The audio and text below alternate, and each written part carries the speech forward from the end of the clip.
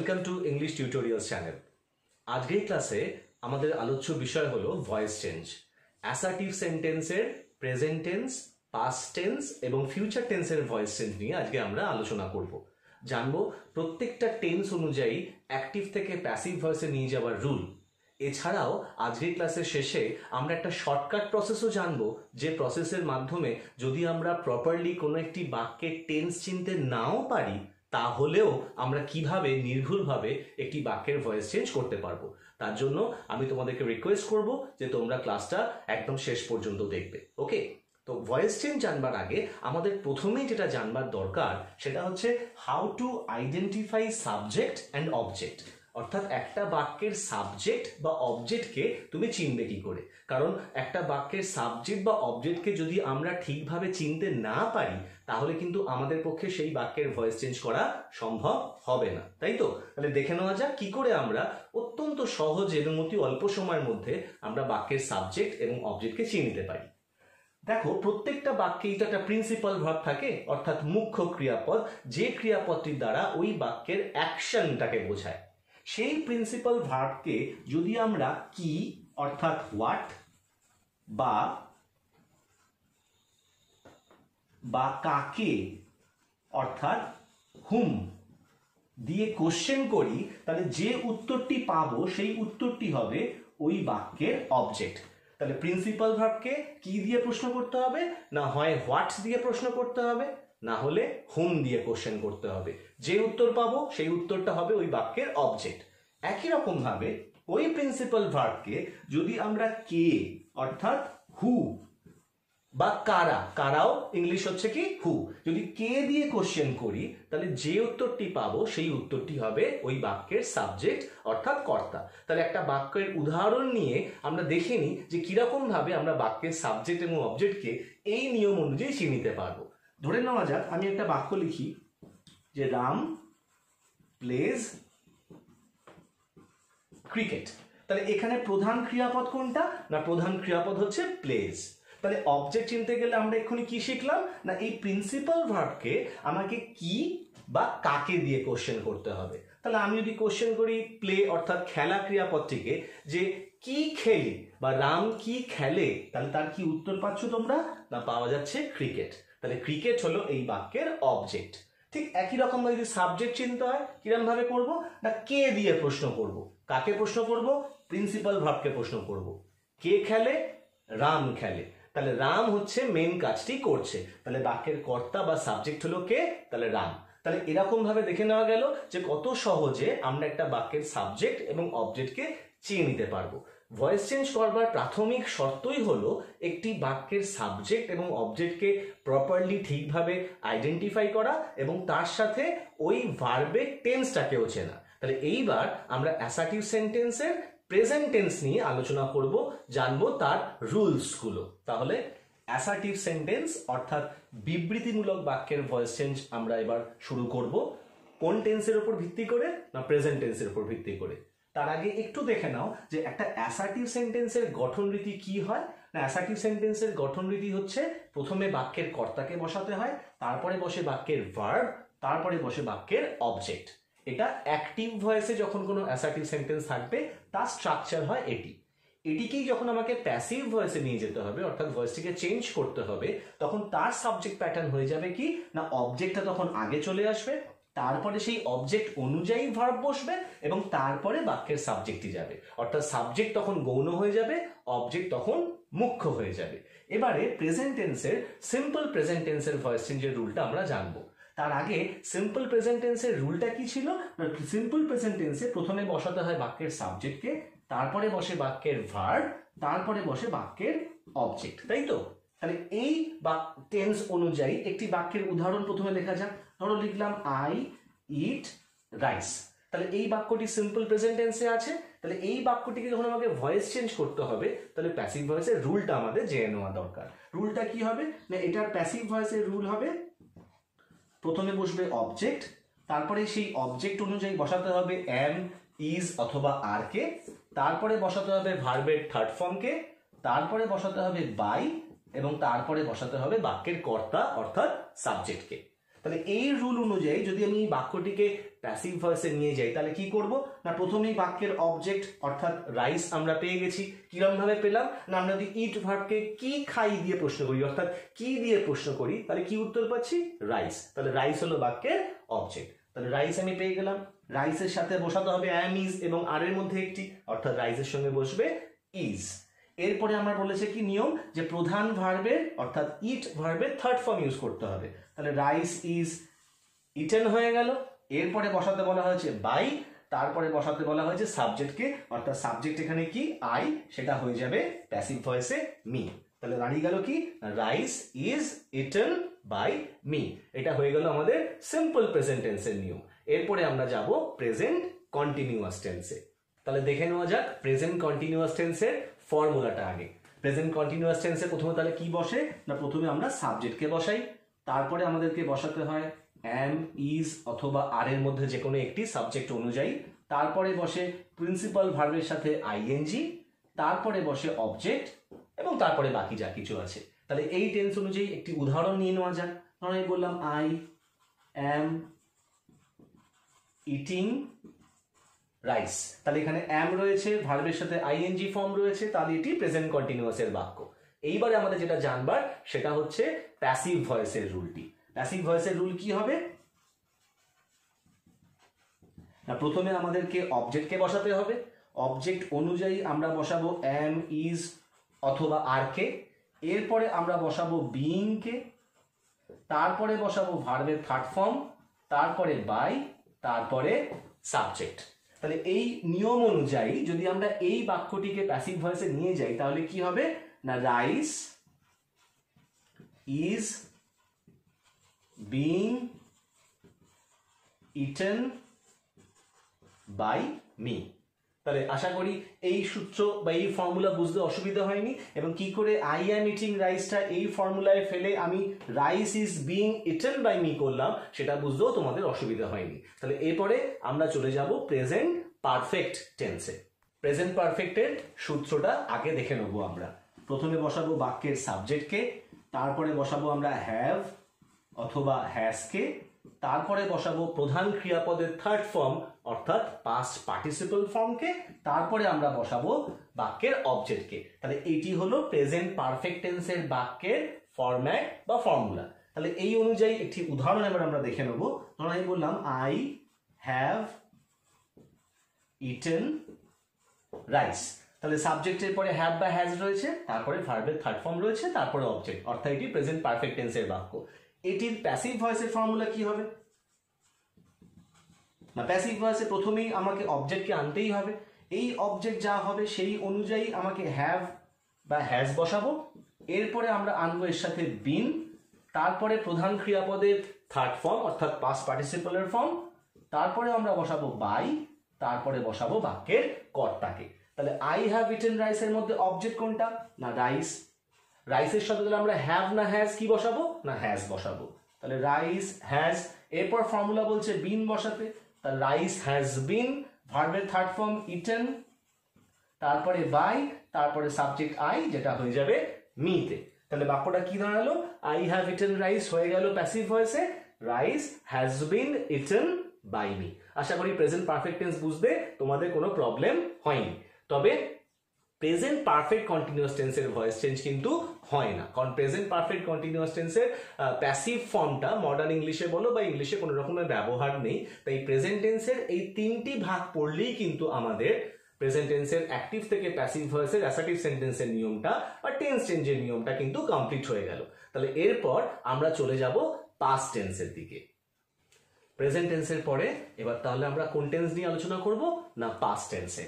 তাহলে পাস্ট টেন্সের প্রথম ভাগ কোনটা না সিম্পল পাস্ট টেন্স। দেখে নি তার ফরম্যাটটা বা তার স্ট্রাকচারাল প্যাটার্নটা। সিম্পল পাস্ট টেন্সে আমরা কি জানি প্রথমে আমরা সাবজেক্টকে বসাবো, তারপরে যে প্রধান ক্রিয়াপদটি থাকবে তার সেকেন্ড ফর্ম অর্থাৎ পাস্ট টেন্সের রূপ বসাবো অর্থাৎ ভার্বের সেকেন্ড ফর্ম, এরপরে বসবে বাক্যের অবজেক্ট। তাহলে এটা হলো সিম্পল পাস্ট টেন্সের স্ট্রাকচারাল প্যাটার্ন। তাহলে এই অনুযায়ী একটি এবার বাক্য লেখা যাক।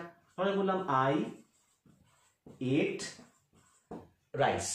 তাহলে এটটা কি কোন ভার্বের পাস্ট টেন্সের রূপ না ইট ভার্বের পাস্ট টেন্সের রূপ। তাহলে এই ধরনের বাক্যের এবার প্যাসিভ ভয়েসের রুলটা আমাদের জানা দরকার। তাহলে দেখার না প্যাসিভ ভয়েসের রুলটা কি হবে। প্যাসিভ ভয়েসে প্রথমে অবজেক্ট বসবে, তারপরে অবজেক্ট অনুযায়ী ওয়াজ বা ওয়্যারকে আমরা বসাবো, এরপরে বসাবো মুখ্য ক্রিয়াপদ বা প্রিন্সিপাল ভার্বের থার্ড ফর্মকে, তারপরে বসাবো বাই, তারপরে বসাবো সাবজেক্ট। অর্থাৎ তাহলে এই ফর্মুলাটা দেখে তোমরা বুঝতেই পারছো প্রেজেন্ট ইনডেফিনাইট টেন্সে আমরা ওয়াজ বা ওয়্যারের জায়গায় শুধু অ্যাম ইজ আর করেছিলাম, পাস্ট ইনডেফিনাইটে অ্যাম ইজ আরের বদলে ওয়াজ বা ওয়্যার, বাকি নিয়মটা কিন্তু সেম। তাহলে প্রেজেন্ট ইনডেফিনাইটটা যদি তোমার জানা হয়ে থাকে তাহলে পাস্ট ইনডেফিনাইটটা বুঝতে বা রুলটাকে মনে রাখতে তোমাদের কোনো অসুবিধা হওয়ার কথা নয়। একই জিনিসটা প্রেজেন্ট পাস্ট কন্টিনিউয়াস বা পাস্ট পারফেক্টের ক্ষেত্রেও কিন্তু প্রযোজ্য হবে। তাহলে এইবার আমরা এই বাক্যটিকে ভয়েস চেঞ্জ করে দেখে নিই। তাহলে হয়ে যাবে কি না, rice was eaten by me হয়ে গেল। তাহলে পাস্ট ইনডেফিনিটের ভয়েস চেঞ্জ, আশা করি বুঝতে অসুবিধা হয়নি। এবার আমরা যাব পাস্ট কন্টিনিউয়াস টেন্সে। তাহলে পাস্ট কন্টিনিউয়াসের টেন্সের স্ট্রাকচারাল প্যাটার্নটা একবার আমরা দেখে নেব, তারপরে আমরা তার প্যাসিভ ভয়েসের দিকে যাব। তাহলে দেখে নেওয়া যাক। পাস্ট কন্টিনিউয়াসের প্রথমে বসবে বাক্যের সাবজেক্ট, তারপরে আমরা বসাবো বাক্যের সাবজেক্টের পরে ওয়াজ বা ওয়্যারকে, এরপরে বসাবো মুখ্য ক্রিয়াপদের আইএনজি ফর্মটাকে, এরপরে আমরা বসাই বাক্যের অবজেক্টকে। তাহলে এটা হলো পাস্ট কন্টিনিউয়াস টেন্সের ফরম্যাট। এই অনুযায়ী একটি উদাহরণ তাহলে কি হবে না, I was eating rice, I was eating rice.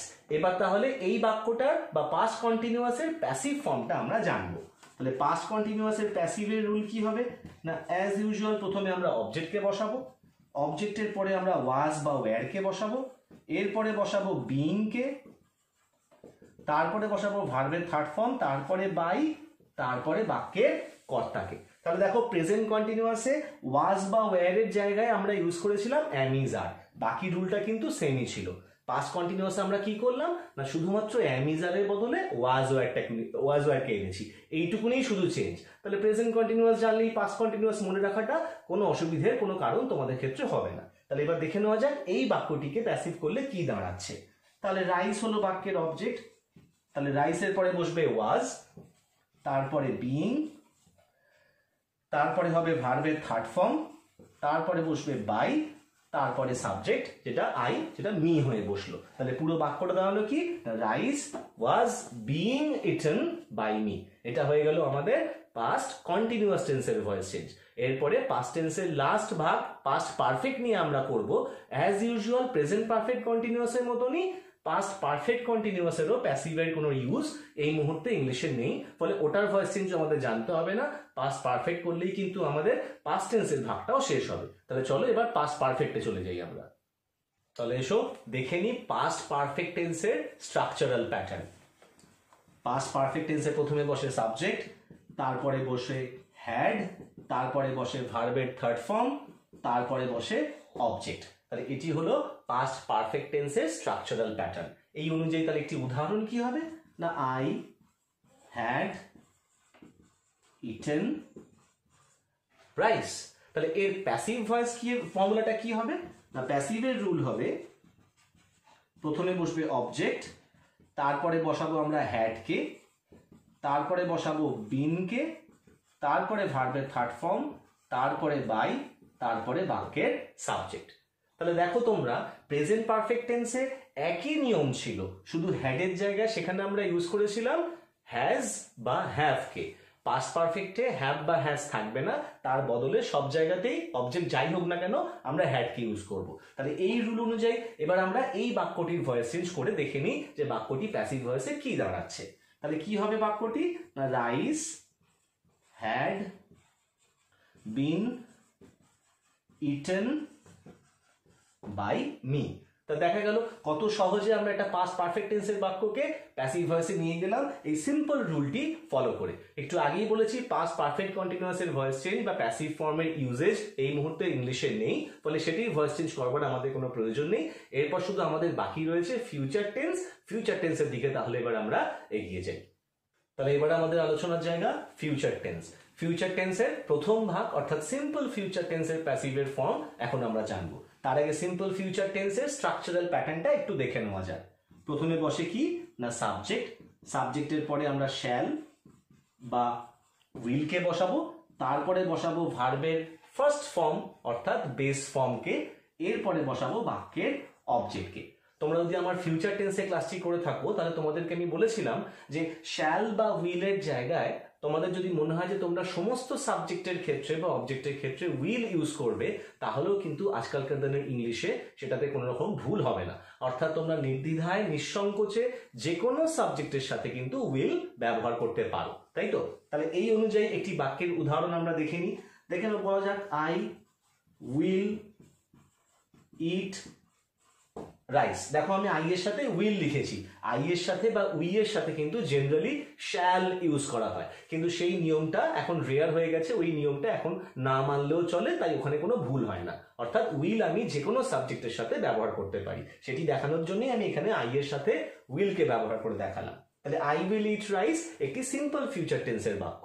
তাহলে এইবারে আমরা এর প্যাসিভের রুলটা একটু দেখে নিই। তাহলে সিম্পল ফিউচারের প্যাসিভের রুল কি হবে না, প্রথমে বসবে বাক্যের অবজেক্টকে বসাতে হবে, এরপরে অ্যাজ ইউজুয়াল ওই শ্যাল বা উইলকে বসাতে হবে। তোমরা যদি মনে করো তোমরা সব জায়গায় উইল বসাবে, তোমরা সেটা ইউজ করতে পারো। আমি আপাতত নিয়ম লেখার স্বার্থে আর কি শ্যাল বা উইলটাই লিখছি। অবজেক্টের পরে শ্যাল অথবা উইলকে তোমরা বসাবে, এরপরে বসাবে বি, তারপরে বসাবে ভার্বের থার্ড ফর্ম, তারপরে বসাবে বাই, তারপরে বসাবে বাক্যের সাবজেক্ট অর্থাৎ কর্তাকে। তাহলে এই বাক্যটিকে এবার সিম্পল ফিউচার টেন্স বা ফিউচার ইনডেফিনাইটে আমরা প্যাসিভে নিয়ে যাই। তাহলে বাক্যের কি অবজেক্ট আছে না, রাইস।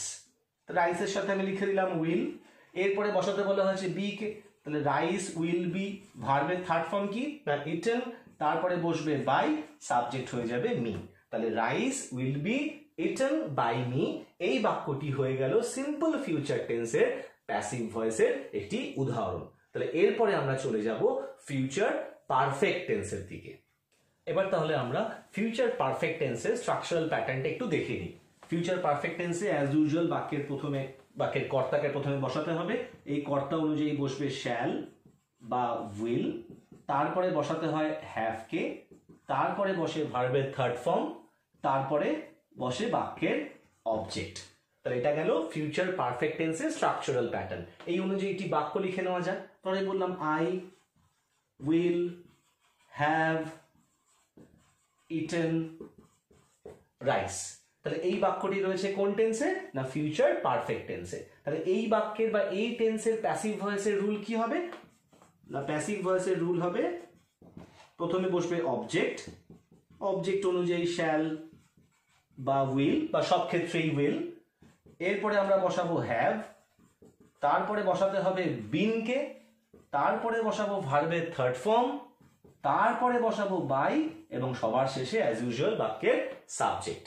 তাহলে এই অনুযায়ী এই প্যাসিভ ভয়েসের রুল অনুযায়ী এই বাক্যটিকে এবার আমরা প্যাসিভ ভয়েসে নিয়ে যাই। তাহলে বাক্যের অবজেক্ট কি আছে না রাইস।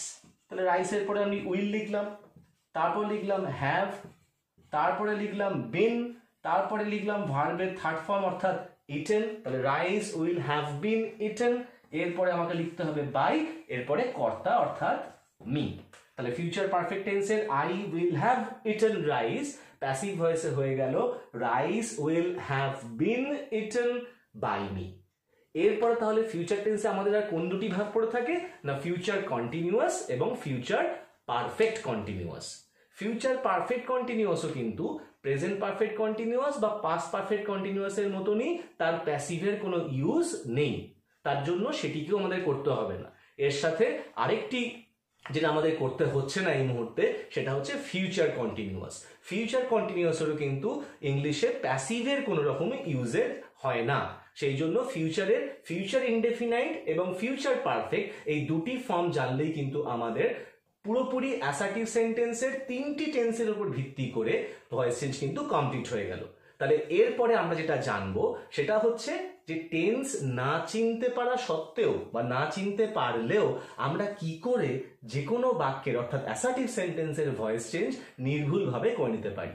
তার জন্য প্রয়োজন হবে আমাদের একটি ছোট্ট ছক, এবং একটু সেই ছকের নিয়মগুলো একটু বুঝে নিতে হবে এবং প্রয়োজনে মুখস্থ রাখতে হবে, তাহলেই আমাদের পক্ষে কাজটা কিন্তু খুব সহজ হয়ে যাবে। তাহলে এইবার আমরা চলে যাব সেই শর্টকাট প্রসেস বা সেই ম্যাজিক প্রসেসের দিকে, যার সাহায্যে টেন্স না চিনেও আমরা যে কোনো বাক্যের ভয়েস চেঞ্জ করে নিতে পারি। চলো তাহলে দেখা যাক ব্যাপারটা কিরম ভাবে হয়। এসো এবার সেই শর্টকাট প্রসেসটা আমরা দেখে নিই। তার আগে শুধু একটি কথা মাথায় রাখবে যে আমরা ক্লাসের প্রথমেই বলেছিলাম যেটা অ্যাসার্টিভ সেন্টেন্সের অ্যাক্টিভ ভয়েসের ফরম্যাট হচ্ছে SVO, অর্থাৎ সাবজেক্ট, ভার্ব আর অবজেক্ট। প্যাসিভ ভয়েসে যখন আমরা নিয়ে যাই সেটা হয়ে যায় OVS, অর্থাৎ অবজেক্ট, ভার্ব আর সাবজেক্ট। তাহলে আমরা কি জানছি না, যে কোনো ভয়েস চেঞ্জ হলেই অবজেক্টটাকে আমাকে প্রথমে নিয়ে আসতে হবে প্যাসিভ ভয়েসে এবং সাবজেক্টটাকে শেষে নিয়ে যেতে হবে। এটা কনস্ট্যান্ট, এটার কোনো রকম চেঞ্জেস নেই। এর সাথে কোনটার চেঞ্জেস নেই না, সাবজেক্ট যখন আমরা প্যাসিভ ভয়েসে নিয়ে যাচ্ছি তার আগে আমাকে একটা বাই বসাতে হয়। কিছু কিছু ভার্বের ক্ষেত্রে কিছু ব্যতিক্রম রয়েছে, সব জায়গায় বাই বসে না, কিন্তু তাহলে আপাতত আমরা বাইটাকে কনস্ট্যান্ট মেনে চলবো। তো এটা আমাদের কনস্ট্যান্ট। তাহলে আমাদের চেঞ্জেস কোথায় হয় না, শুধুমাত্র বাক্যের ভার্ব অর্থাৎ ভার্ব বা টেন্সের পোর্শনটায় চেঞ্জ হয়। প্রিন্সিপাল ভার্ব বা অক্সিলারি ভার্ব অ্যাক্টিভ ভয়েসে যা থাকছে প্যাসিভ ভয়েসে গিয়ে সেটা একটু চেঞ্জ হয়ে যাচ্ছে। তাহলে সেটা টেন্স অনুযায়ী হয়েছে, যেটা নিয়ে আমরা এতক্ষণ ধরে ডিটেল আলোচনা করেছি। এইবার টেন্সের নলেজ ছাড়াই, টেন্সের নাম উচ্চারণ না করেই আমরা দেখে নেব কি করে সেম কাজটাই আমরা এই ছকের মাধ্যমে করে নিতে পারি। তাই চট করে একবার ছকটা দেখে নাও এবং আমি তোমাদের সকলকে সাজেস্ট করব যে ভিডিওটা পজ করে এই ছকটা নিজেদের খাতায় লিখে রাখবে, ফলে কাজটা তোমাদের পক্ষে যখন বাড়িতে প্র্যাকটিস করবে খুব সুবিধে হবে। চলো এসো দেখে নেওয়া যাক ব্যাপারটা। দেখো আমি সেখানে লিখেছি অ্যাক্টিভ ভয়েস এবং এখানে লিখেছি প্যাসিভ ভয়েস, অর্থাৎ অ্যাক্টিভ ভয়েসে এই থাকলে প্যাসিভ ভয়েসে এই জিনিসটা চেঞ্জ হবে। ভার্বের ক্ষেত্রে কিন্তু, সাবজেক্ট এবং অবজেক্টের ক্ষেত্রে এটা বলেছি, সেটা কিন্তু সব ক্ষেত্রেই কনস্ট্যান্ট। তাহলে দেখো প্রথম নিয়মে লিখেছি অনলি প্রিন্সিপাল ভার্বের প্রেজেন্ট টেন্সের রূপ। অর্থাৎ তুমি যদি কোনো একটা বাক্য পাও যেখানে শুধুমাত্র একটি প্রিন্সিপাল ভার্ব রয়েছে এবং সেই প্রিন্সিপাল ভার্বটি তার প্রেজেন্ট টেন্সে রয়েছে, তাহলে কি করবে প্যাসিভ ভয়েসে না, এম ইজ আর আনতে হবে এবং তার সাথে ভার্বের থার্ড ফর্ম যোগ করতে হবে। ওই যে প্রিন্সিপাল ভার্ব তার থার্ড ফর্ম, এবং এই এম ইজ আরটা আনবে কি বেসিসে না, অবজেক্টের ওপর বেসিসে। অবজেক্ট যা থাকবে সেই অনুযায়ী তুমি এম ইজ আর আনবে, তার সাথে ভার্বের থার্ড ফর্ম করবে, তাহলেই কিন্তু আমার ভয়েস চেঞ্জ নির্ভুলভাবে হয়ে যাবে। পরের রুলটা কি লিখেছি না, এম ইজ আর থাকবে অ্যাক্টিভ ভয়েসে, তার সাথে ভার্বের আইএনজি ফর্ম থাকবে। এটা প্যাসিভ ভয়েসে কি হয়ে যাবে না, এম ইজ আর যেমন আছে তেমনই থাকবে, অবজেক্ট অনুযায়ী তুমি চুজ করে লিখবে, এম হবে না ইজ হবে না আর হবে, তারপরে তুমি বিইং আনবে এবং ভার্বের থার্ড ফর্ম করবে, বাকিটা সেম থাকবে। 3 নম্বর রুল দেখে নাও কি আছে, লিখেছি হ্যাভ এবং হ্যাজ থাকবে এবং ভার্বের থার্ড ফর্ম থাকবে, এটা অ্যাক্টিভ ভয়েসে। প্যাসিভে কি হয়ে যাবে না, হ্যাভ হ্যাজ থাকবে, অবজেক্ট অনুযায়ী হ্যাভ বা হ্যাজ তুমি চুজ করে লিখবে, তার সাথে তুমি বিইং যোগ করবে এবং ভার্বের থার্ড ফর্ম করবে, তাহলেই কিন্তু প্যাসিভ ভয়েস হয়ে যাবে। এরপরে এসো 4 নম্বর নিয়মে, সেখানে লেখা আছে দেখো অনলি প্রিন্সিপাল ভার্বের পাস্ট টেন্সের রূপ থাকবে। অর্থাৎ এমন একটি বাক্য পেলে যেখানে কোনো am is are was were এসব কিছুই নেই, একটি প্রিন্সিপাল ভার্ব রয়েছে এবং সেই প্রিন্সিপাল ভার্বটি তার সেকেন্ড ফর্ম অর্থাৎ পাস্ট টেন্সের রূপে রয়েছে, তাহলে সেই বাক্যটির প্যাসিভ ভয়েস কি হবে না, সেখানে শুধু ওয়াজ বা ওয়্যার আনতে হবে। অ্যাজ ইউজুয়াল অবজেক্ট অনুযায়ী ওয়াজ বা ওয়্যার তুমি চুজ করবে এবং ওই প্রিন্সিপাল ভার্বের থার্ড ফর্মটাকে ইউজ করে নেবে, তাহলেই হয়ে যাবে প্যাসিভ ফর্ম। এবার এসো 5 নম্বর নিয়মে। 5 নম্বর নিয়মে কি লিখেছি দেখো না, ওয়াজ ওয়্যার থাকবে এবং ভার্বের সঙ্গে আইএনজি থাকবে। ওকে, এটা যদি অ্যাক্টিভ ভয়েসে থাকে তাহলে প্যাসিভ ভয়েসে কি হবে না, ওয়াজ ওয়্যার অ্যাজ ইউজুয়াল অবজেক্ট অনুযায়ী ওয়াজ বা ওয়্যার চুজ করবে, বিইং লিখবে এবং ওই প্রিন্সিপাল ভার্বের থার্ড ফর্ম ইউজ করবে, হয়ে গেল আমার প্যাসিভ। 6 নম্বর রুলে চলে আসা যাক। 6 নম্বর রুল লেখা আছে হ্যাড থাকবে অ্যাক্টিভ ভয়েসে এবং ভার্বের থার্ড ফর্ম থাকবে, তাহলে সেটা প্যাসিভে কি হয়ে যাবে না, হ্যাড হবে, তার সাথে একটা বিন আনতে হবে এবং ভার্বের থার্ড ফর্ম যোগ করতে হবে, তাহলেই হয়ে গেল আমার প্যাসিভ ভয়েস। এবার 7 নম্বর রুল কি আছে না, শ্যাল বা উইল থাকবে এবং ভার্বের ওয়ান, ভার্বের পাশে দেখো ওয়ান লিখে রাখা আছে, অর্থাৎ ভার্বের ফার্স্ট ফর্ম অর্থাৎ তার প্রেজেন্ট টেন্সের রূপ থাকবে, বেস ফর্ম যাকে আমরা বলি। যদি শ্যাল বা উইল এবং কোনো একটি ভার্বের বেস ফর্ম অর্থাৎ প্রেজেন্ট টেন্সের রূপ থাকে তাহলে সেটি প্যাসিভে কি হয়ে যাবে না, শ্যাল বা উইল অবজেক্ট অনুযায়ী হবে। আবার বলছি, শ্যাল বা উইলের জায়গায় সব জায়গায় উইল ব্যবহার করলেও ভুল কোনোটাই কিছু হবে না, তার সাথে তুমি বসাবে বি কে এবং বসাবে ভার্বের থার্ড ফর্মকে। লাস্ট রুলটায় চলে আসা যাক, শ্যাল বা উইল থাকবে, হ্যাভ থাকবে, ভার্বের থার্ড ফর্ম থাকবে, তাহলে এই জিনিসটা যখন তুমি অ্যাক্টিভ ভয়েসে পাবে তখন প্যাসিভে কি হবে না, ওই শ্যাল বা উইল অবজেক্ট অনুযায়ী বা সব জায়গায় উইল, এর সাথে তুমি হ্যাভ বসাবে, বিন বসাবে এবং ভার্বের থার্ড ফর্ম বসাবে। তাহলে এই রুলটা বা এই ছকটা যদি তোমাদেরকে আমি দেখালাম, তাহলে এই ছকে দেখো আমি কিন্তু কোথাও মেনশন করিনি যে কোনটা প্রেজেন্ট কন্টিনিউয়াস, কোনটা ফিউচার পারফেক্ট বা কোনটা পাস্ট পারফেক্ট। আমি শুধু তোমাকে অ্যাক্টিভ ভয়েসে কিছু সিচুয়েশন দিয়েছি যে অ্যাক্টিভ ভয়েসের বাক্যে যদি এই সিচুয়েশন তোমরা পাও ভার্বের, তাহলে সেটিকে প্যাসিভ ভয়েসে কি হয়ে যাবে। শুধু এইটুকুনি যদি তোমরা মনে রাখো, তাহলে তোমাদের অত টেন্সের নাম বা অত টেন্সের স্ট্রাকচার মনে না রাখলেও চলবে। এই 8টা নিয়ম যদি তোমরা মুখস্থ করে নাও, তাহলে অ্যাসার্টিভ সেন্টেন্সের প্রেজেন্ট, পাস্ট এবং ফিউচার এই 3টি টেন্সের ভয়েস চেঞ্জ করাটা তোমাদের কাছে এক্সট্রিমলি ইজি হয়ে যাবে। শুধু মনে রাখবে যে অ্যাসার্টিভ সেন্টেন্স অ্যাফার্মেটিভও হয়, নেগেটিভও হয়, তাই তো? তাহলে আমরা আপাতত যে কটা বাক্য আলোচনা করলাম সবই কিন্তু অ্যাফার্মেটিভ সেন্টেন্স, অর্থাৎ অ্যাসার্টিভ সেন্টেন্স হওয়া সত্ত্বেও সেগুলি কিন্তু সব হ্যাঁ বাচক বাক্য। যদি না বাচক বাক্য হয় তাহলে শুধু একটি নট যোগ করতে হবে তার সাথে এই ফর্মুলায়, আর কিছুই নয়। অর্থাৎ যদি এখানে এই একটা উদাহরণ শুনে নাও তোমরা, শুধু তোমরা এই বললাম এখানে যে অ্যাম ইজ আর ভার্বের আইএনজি অর্থাৎ প্রেজেন্ট কন্টিনিউয়াস, আমি বললাম I am not playing cricket, তাহলে এখানে একটা নট রয়েছে। তা তুমি এখানে কি করবে, এই নিয়ম অনুযায়ী তুমি কি জেনেছো না অ্যাম ইজ আর বিং ভার্বের থার্ড ফর্ম যোগ করবে, তাহলে cricket is not being played by me হবে, নটটা শুধু তুমি যোগ করে দেবে। তাছাড়া বাকি টেন্সের নিয়ম বা ভার্বের চেঞ্জ একই থাকছে। তাহলে আশা করি যে এই ছকটি তোমাদের ক্ষেত্রে ভীষণ উপকারী হবে এবং তোমরা খুব সহজে এরপরে যে কোনো বাক্যের ভয়েস চেঞ্জ অর্থাৎ অ্যাসার্টিভ সেন্টেন্সের ভয়েস চেঞ্জ খুব সহজে করতে পারবে। তা যদি ক্লাসটি তোমাদের ভালো লেগে থাকে বা যদি তোমরা মনে করো যে আজকের ইনফরমেশন তোমাদের পরীক্ষার ক্ষেত্রে বা তোমাদের ক্লাসের এক্সামের ক্ষেত্রে উপকারে লাগবে, তোমাদের কাজে লাগবে, তাহলে প্লিজ ভিডিওটিকে লাইক করো, শেয়ার করো বন্ধুদের মাঝে, আর ইংলিশ টিউটোরিয়ালস চ্যানেলটিকে সাপোর্ট করো, কারণ তোমাদের সাপোর্ট এই চ্যানেলের ভীষণভাবে প্রয়োজন। ইন দ্য মিন টাইম ভালো থেকো, stay safe, keep watching English tutorials, keep learning, and thank you so much for your precious time. Thank you.